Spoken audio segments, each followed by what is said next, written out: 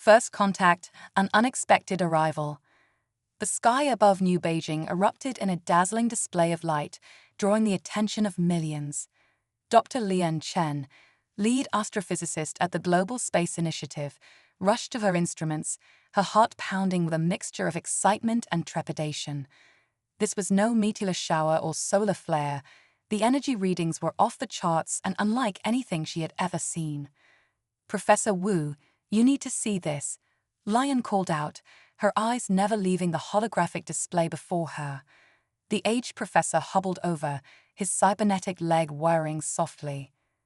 "Great heavens," Wu whispered, his wrinkled face illuminated by the pulsing data streams. "It's really happening, isn't it?" Lian nodded, a lump forming in her throat. After centuries of searching the stars, of sending out signals, and hoping for a response, humanity was about to make first contact with an alien civilization.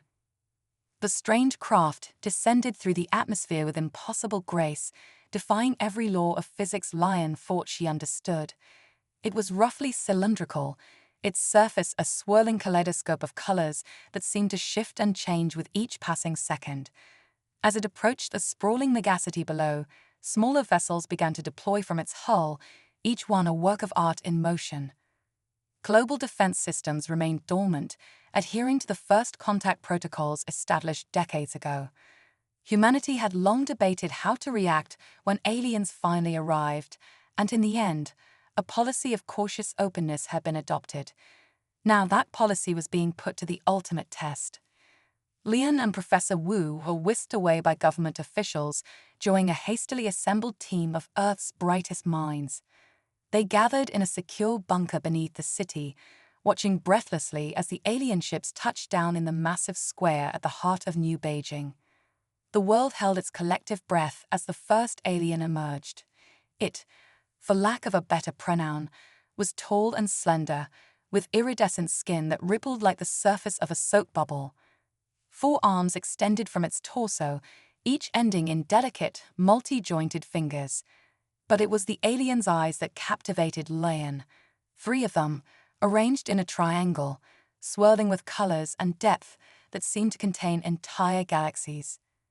"Greetings, people of Earth," the alien's voice resonated not through the air, but directly in the minds of all who watched.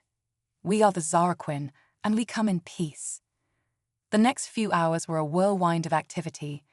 Lian found herself thrust into the role of humanity's scientific ambassador, working alongside linguists and diplomats to establish a baseline for communication. The Zaraquin, it turned out, were masters of biotechnology, having merged their biology with advanced nanotech to achieve feats that seemed like magic to human eyes. As night fell over New Beijing, Lian finally had a moment to catch her breath. She stood on a balcony overlooking the alien ships, marveling at how the events of a single day had forever changed the course of human history. "Quite a view, isn't it?" A voice startled her from her reverie. Lian turned to find a young man standing beside her, his eyes gleaming with excitement. "I'm sorry, I didn't catch your name earlier," Lian said, extending her hand. "Jack Harper, xenobiologist," he replied with a grin, shaking her hand enthusiastically. "Can you believe it, Dr. Chen? We're actually talking to aliens." Lian couldn't help but smile at his boyish enthusiasm. "It's incredible, Dr. Harper. But we need to remain cautious. We know nothing about their true intentions or the complexities of their culture." Jack nodded, his expression growing more serious. "You're right, of course, but just think of the possibilities. The advancements in science, in medicine, in technology, this could be the dawn of a new golden age for humanity." As they discussed the potential implications of first contact, neither Lian nor Jack noticed the subtle shifts occurring in the alien vessels below. Deep within the Zaraquin mothership, ancient protocols were being activated, driven by biological imperatives that transcended the boundaries of space and time. The next morning, Lian awoke to chaos. Reports were flooding in from around the globe of strange occurrences, plants growing at impossible rates, animals exhibiting bizarre behaviors, and most alarmingly, humans experiencing unexplained physical changes. She rushed to the command center, finding it in a state of barely controlled panic. On the main screen, images from around the world showcased the growing crisis. In the Amazon, trees had shot up hundreds of feet overnight, their canopies now visible from space. In the Sahara, vast lakes had appeared as if by magic, teeming with alien life forms. And in cities across the planet, people were reporting everything from enhanced senses to spontaneous regeneration of lost limbs. "What's happening?" Lian demanded, her eyes scanning the readings pouring in from global monitoring stations. Professor Wu, looking even more haggard than usual, turned to her with a grim expression. "It appears the Zarquin arrival has triggered some kind of terraforming process. Their very presence is altering our biosphere at a fundamental level." Jack burst into the room, his lab coat askew, and his eyes wild with excitement and fear. "Dr. Chen, Professor Wu, you need to see this." He held up a tablet, displaying a microscopic view of what appeared to be human blood cells. But these cells were far from normal. They pulsed with an otherworldly energy, their structures morphing and adapting before their very eyes. "Is this happening to everyone?" Lion asked, her voice barely above a whisper. Jack shook his head. "No, it seems to be affecting different people in different ways. Some are experiencing rapid healing and enhanced abilities, while others are falling ill with symptoms we've never seen before. And it's not just humans. Every living thing on the planet is being affected to some degree." As the implications of Jack's words sank in, alarms began blaring throughout the facility. On the main screen, live footage showed the Zarquin ships rising into the air, their surfaces rippling with even more intense patterns of color and light. "They're leaving," Professor Wu exclaimed in disbelief. But Lian's keen eyes noticed something the others had missed.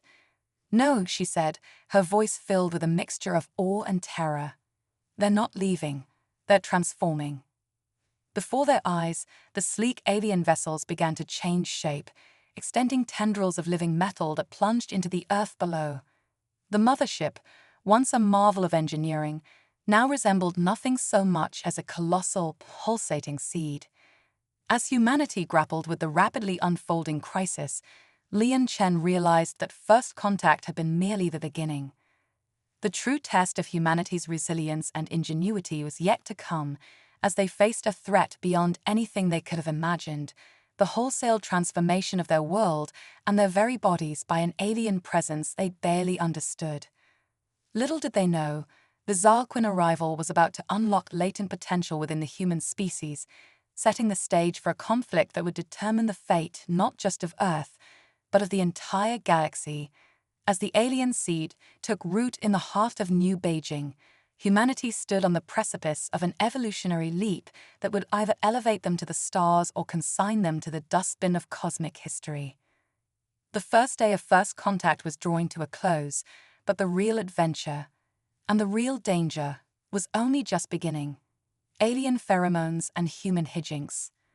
As the sun rose over the transformed skyline of New Beijing, Dr. Lian Chen rubbed her tired eyes, trying to make sense of the data flooding her holoscreens. The Zarquin seed ship pulsed with otherworldly energy, sending waves of strange radiation across the globe. But it wasn't the alien technology that worried her most. It was the increasingly bizarre behavior of her fellow humans. "Dr. Chen." Jack Harper burst into the lab, his hair wild and eyes wide. "You're not going to believe this." Lian sighed, bracing herself for more bad news. "What is it now, Jack?" It's, he stammered, then burst out laughing uncontrollably. Lian frowned. Jack's behavior had been erratic lately, but this was new. "Jack, get a hold of yourself. What's happening?" Between fits of giggles, Jack managed to activate his wrist comp, projecting a newsfeed into the air. Lian's jaw dropped as she watched the scenes unfolding around the world. In Times Square, a flash mob of thousands had spontaneously formed, all dancing in perfect synchronization to a beat only they could hear. In Rio de Janeiro, the entire city had apparently decided to hold the world's largest pajama party, with millions taking to the streets in outlandish sleepwear. And in Moscow, Bears and humans alike were engaged in what appeared to be a massive, city-wide game of hide-and-seek. What in the name of Einstein is going on? Lion muttered, her scientific mind struggling to process the absurdity before her. Professor Wu hobbled into the lab, his cyborg leg emitting an unusual purring sound. "It's the Zarquin pheromones," he announced, his voice oddly sing-song. "They're interacting with our brain chemistry in the most fascinating ways." Lian turned to the old scientist, noticing for the first time that he was wearing a lampshade on his head. "Professor, are you feeling all right?" Wu grinned, doing a little jig. "Never better, my dear. In fact, I feel positively ticklish." With that, he collapsed into a fit of laughter, rolling on the floor like a child. As Lian watched her colleagues succumb to the alien influence, she realized with growing horror that she seemed to be one of the few unaffected. But why? And more importantly, how could she find a solution when everyone around her was losing their minds? Her wrist comp chimed, displaying an incoming call from the last person she expected, Zorakol, the Zarquin ambassador. With trembling fingers, Lion accepted the call. The alien's 3 eyes swirled with concern. "Dr. Chen, we must speak urgently. It seems our arrival has had some unexpected consequences." Lian barked out a laugh. "You think? Half the planet's gone mad, and the other half is—" She trailed off, noticing for the first time the strange, shimmering aura surrounding her own body. Zarakol's expression shifted to one of surprise. "Fascinating. You appear to be undergoing the ascension. This is unprecedented in a non-Zarquin species." "The what now?" Lian demanded, but before the alien could respond, alarms blared throughout the facility. On the main screen, a new crisis unfolded. The world's nuclear arsenals had suddenly activated, but instead of launching missiles, they were releasing swarms of rubber ducks.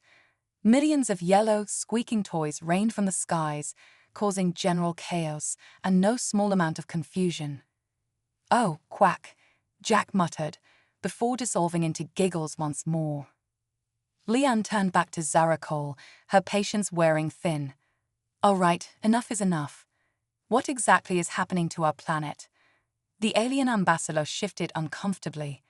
"Well, you see, Dr. Chen, our visit was not entirely voluntary. We are but the seeds of our species, sent out across the galaxy to find suitable worlds for transformation." "Transformation into what?" Lion asked, dreading the answer. "Into the greatest amusement park the universe has ever seen," Zarakol announced, suddenly gleeful. "Your planet's unique properties make it perfect for our grand galactic fun-time extravaganza." Lian blinked, sure she had misheard. "You're turning Earth into a theme park." "Oh, not just any theme park," Zarakol corrected. "The most hilarious, topsy-turvy, laugh-out-loud experience in the cosmos. And you humans are to be our star attraction." As the implications sank in, Lion felt a hysterical laugh bubbling up inside her. She fought it down, clinging to her sanity by a thread. "And the ascension? What's happening to me?" Zarakol's eyes twinkled. "Why, you're becoming one of us, of course. A cosmic jester, a purveyor of pan-galactic pranks. Isn't it wonderful?" Lian looked around the lab, at her colleagues lost in fits of alien-induced mirth, at the screens showing a world descending into joyful madness. She thought of all of human history, of all their struggles and triumphs, their art and science, their hopes and dreams. And now it was all to be reduced to a cosmic joke. Something snapped inside her, but instead of surrendering to the alien influence, Lion felt a surge of very human determination. "No," she said, her voice steady and strong. "This is our planet, our home. We won't let you turn us into a sideshow for your amusement." Zarakol's expression turned serious. "I'm afraid you don't have a choice, Dr. Chen. The process has already begun. Soon, you'll all be dancing to our tune, quite literally." As if on cue, music began to play from every speaker and device in the lab. It was catchy, infuriatingly so, and Lion found her foot tapping against her will. But as the Zarquin song warmed its way into her mind, something unexpected happened. Instead of succumbing to its influence, Lion felt her consciousness expanding. The ascension, it seemed, was unlocking hidden potential within her brain. With a start, she realized she could see the music, not just as notes on a page, but as intricate patterns of energy flowing through the air. And as she could see it, perhaps she could change it. Focusing all her will, Lion began to hum a counter melody. It was hesitant at first, but grew stronger with each note. To her amazement, the air around her shimmered, the alien music faltering. Jack and Professor Wu paused in their antics, looking at her with confused expressions. "Lian," Jack said, a flicker of his old self returning to his eyes. "What's happening?" "I don't know," Lion replied, her voice resonating with newfound power. "But I think I've found a way to fight back." As Lian's song grew stronger, the lab's instruments picked up a new phenomenon. All around the world, pockets of resistance were forming, humans whose minds, like Lian's, were being awakened rather than suppressed by the alien influence. Zarakol's holographic image flickered, the alien's confidence faltering for the first time. This is impossible. No species has ever resisted the cosmic jest." Lian smiled, a fierce joy filling her heart. "Then you've never met humans before. We may love a good laugh, but we also know when it's time to get serious." As her song spread, amplified by technology and sheer human stubbornness, Lian realized that the Zarquin had made a crucial mistake. In trying to turn humanity into a cosmic joke, they had instead awakened humanity's greatest strength, the ability to find hope and purpose even in the darkest of times. The battle for Earth's future was far from over, but for the first time since the aliens arrived, Lian felt a spark of real hope. Humanity might be down, but they were far from out. And if the universe thought they were nothing but a punchline, well, the joke was about to be on them. Quantum memes and the galactic viral challenge. As Lian's counter-melody spread across the globe, a new phenomenon began to emerge. Humans weren't just resisting the Zarquin influence, they were remixing it, creating a bizarre fusion of alien technology and Earth culture that quickly became known as quantum memes. Jack burst into the lab, his eyes gleaming with a mix of madness and genius. "Lian, you've got to see this. We're going viral, literally." On the holoscreen, a montage of impossible scenes played out. In Tokyo, giant Godzilla-sized cats, made of pure light, battled kaiju fashioned from living memes. The streets of New York were flooded with digital pizza rats, leading a revolution against holographic influencers. And in the skies above Paris, the Eiffel Tower had transformed into a colossal dabbing robot. "What in the name of Schrodinger's cat is happening?" Lian gasped, her scientific mind reeling. Professor Wu, now sporting a glowing monocle and a handlebar mustache made of fractals, chuckled. "It's simple, my dear. We've weaponized cringe." As absurd as it sounded, Wu was right. Humanity had taken the Zarquin's reality-warping technology and turned it into the ultimate form of self-expression. Every tweet, every TikTok dance, every badly photoshopped image was now a weapon in the war for Earth's future. Zarakol's hologram flickered to life, the alien's three eyes spinning in distress. "This wasn't supposed to happen. You were meant to become mindless entertainers, not whatever this is." Lian grinned, feeling the power of 1 billion memes coursing through her veins. "Welcome to Earth, where we take your alien invasion and turn it into content." But even as humanity celebrated their newfound power, a new threat loomed. The Zarquin seed ship began to pulse with ominous energy, and reports came in of strange portals opening around the globe. "Oh no," Jack whispered, his face pale. "They're calling for backup." Through the portals came an army of cosmic entities, each more bizarre than the last. There were beings made of pure sarcasm, eldritch horrors that spoke only in outdated slang, and creatures whose very existence was an affront to the laws of physics and good taste. "Behold," Zarakol cried, regaining some of their earlier bravado. The content creators have arrived, prepare to be cancelled on a galactic scale. As the invaders advanced, warping reality with every step, humanity faced its greatest challenge yet. How could they possibly defeat an enemy that thrived on attention, that grew stronger with every view? Like and subscribe. Leon's mind raced, piecing together everything she'd learned about the Zarquin and their technology. Then, in a flash of inspiration, she had it.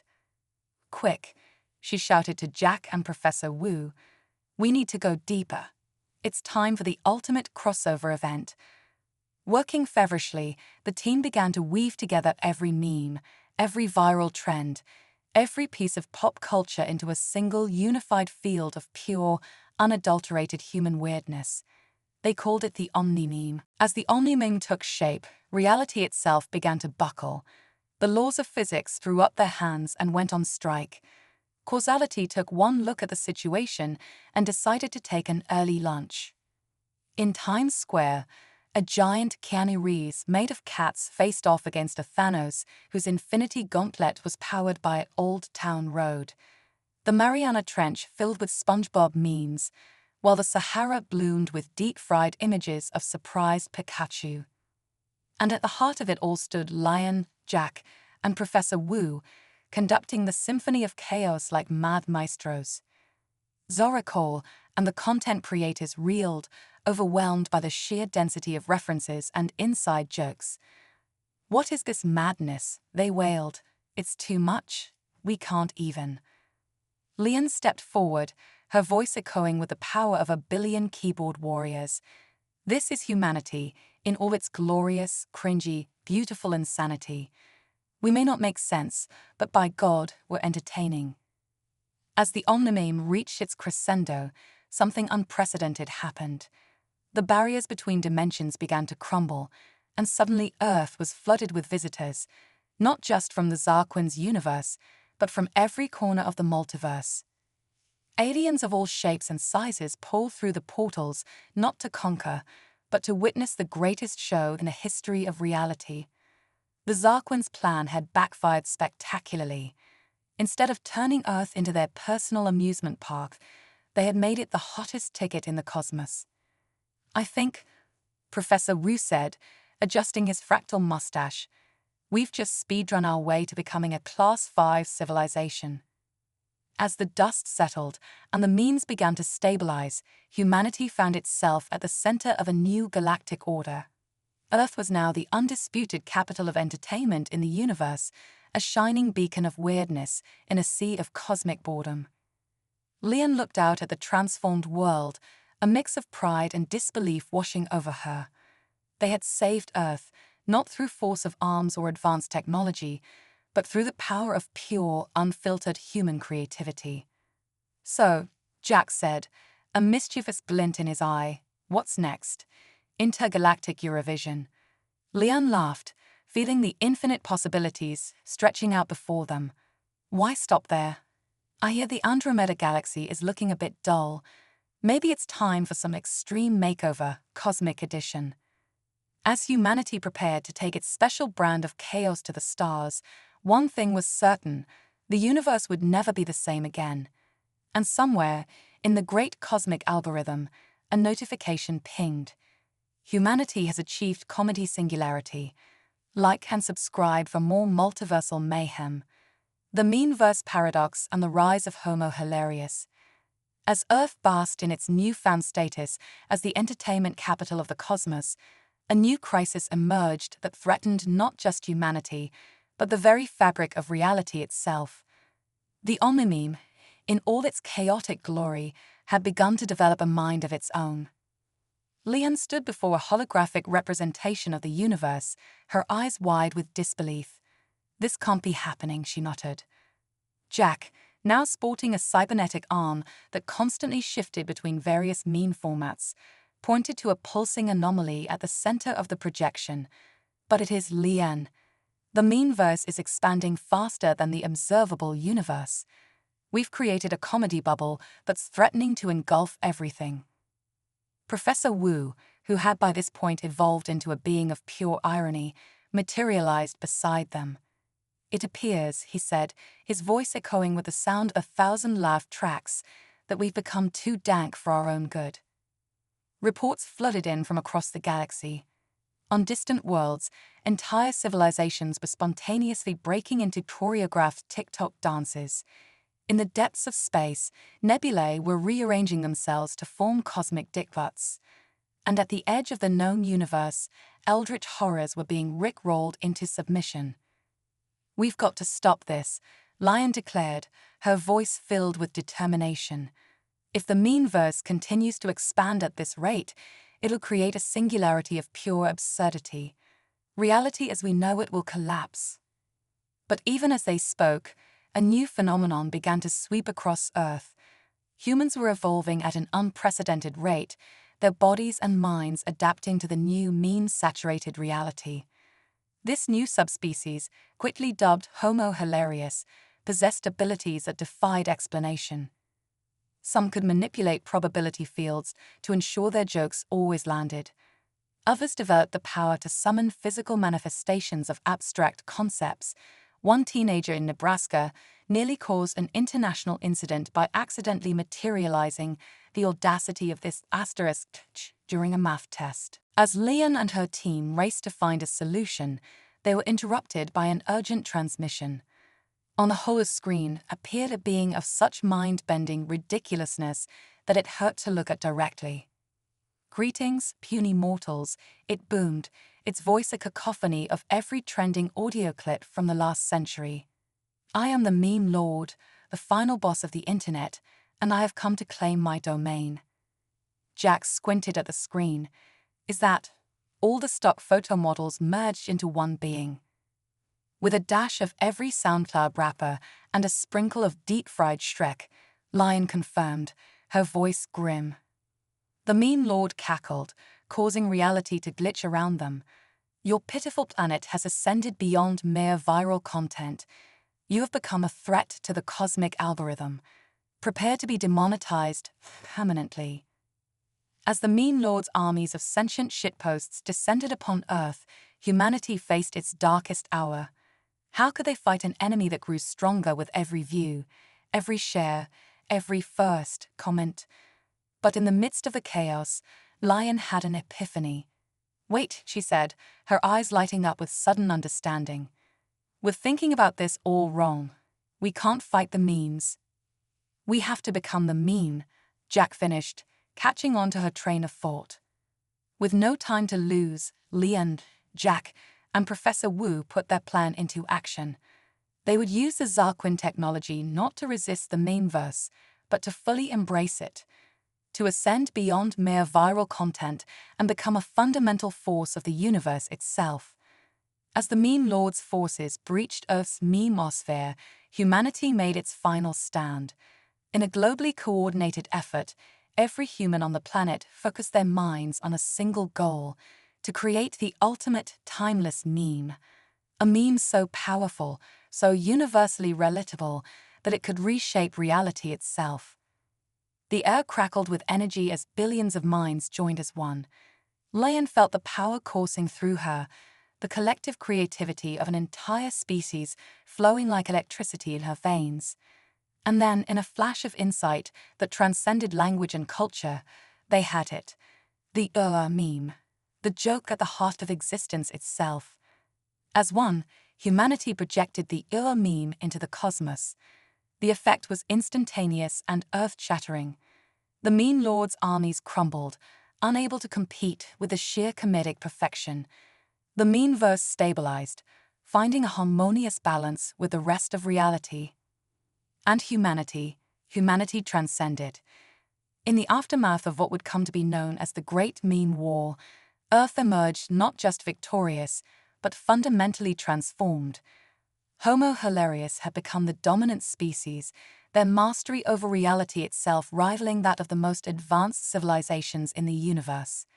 Lian, Jack, and Professor Wu stood atop the newly christened Meme Spire, once known as the Eiffel Tower, gazing out at the changed world. "So," Jack said, absently scrolling through alternate realities on his meme arm, "what do we do now? We've peaked. We've become the gods of comedy. Where do we go from here? Liam smiled, feeling the infinite possibilities of the multiverse stretching out before them. Isn't it obvious? We take our show on the road. The rest of the universe may have dank memes, but they haven't seen anything yet. As humanity prepared to spread its unique brand of chaos across the cosmos, a notification pinged in the great universal feed. Earth has achieved comedy ascension. Like and subscribe to exist in this reality. The universe would never be the same, and somewhere, in the deepest, dankest corner of the multiverse, the meme lords smiled. The students had become the masters, and the cosmic punchline was only just beginning. The Galactic Meme Olympics and the rise of quantum comedy.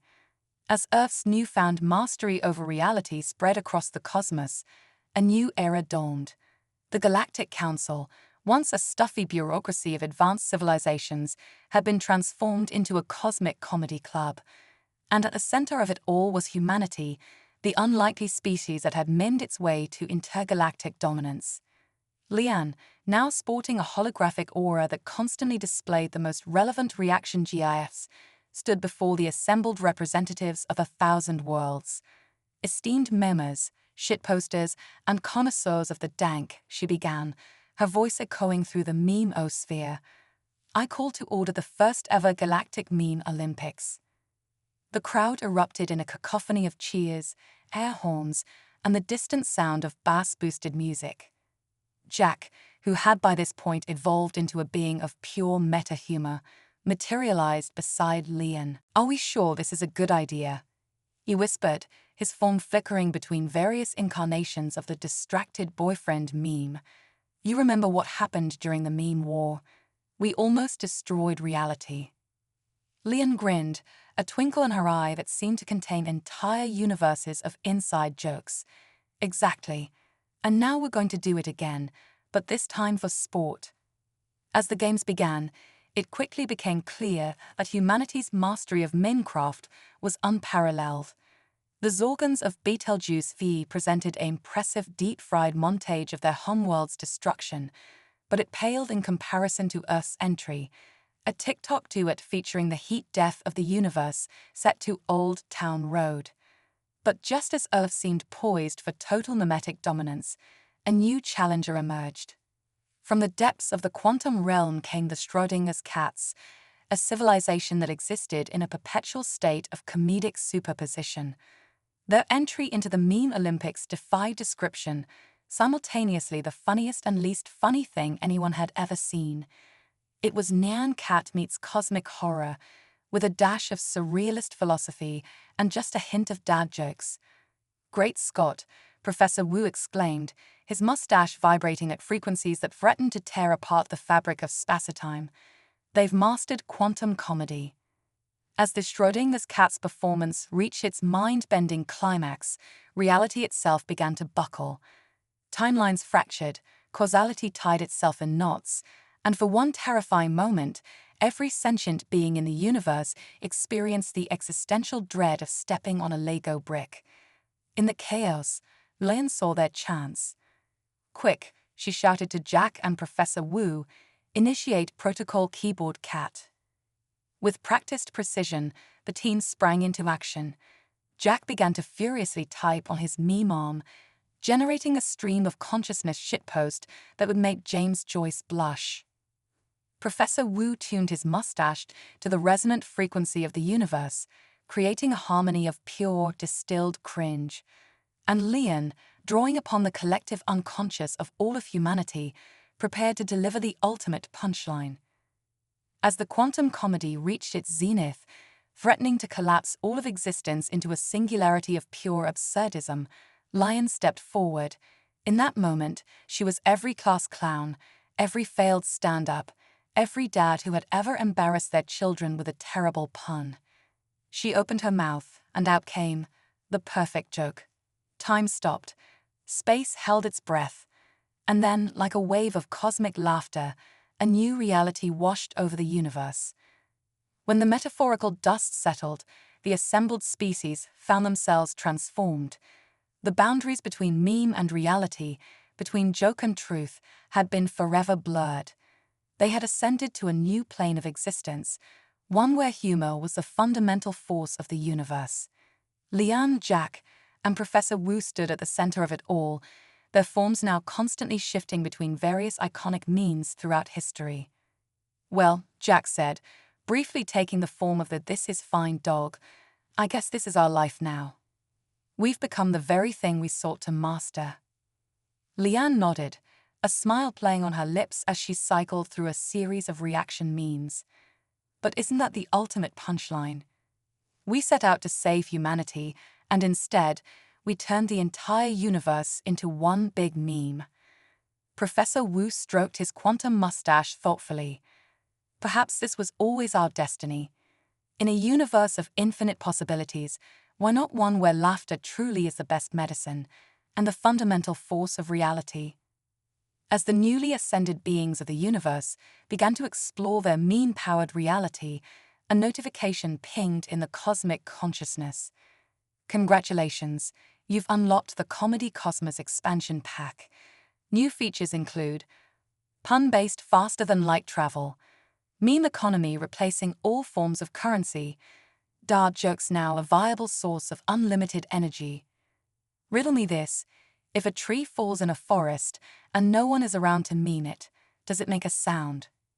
Lian, Jack, and Professor Wu exchanged glances, feeling the weight of their new reality settling upon them. They had done it. They had saved the universe by turning it into the ultimate joke. As they prepared to guide their fellow sentient beings through this brave new world of quantum comedy and meta-humor, Lion couldn't help but wonder what cosmic punchline awaited them next. The universe, it seemed, was now one big open mic night, and humanity. They were the headliners, ready to keep the cosmic audience in stitches for eternity. And somewhere in the great algorithm of existence, the ultimate meme continued to propagate, ensuring that in this new reality, the show would always go on.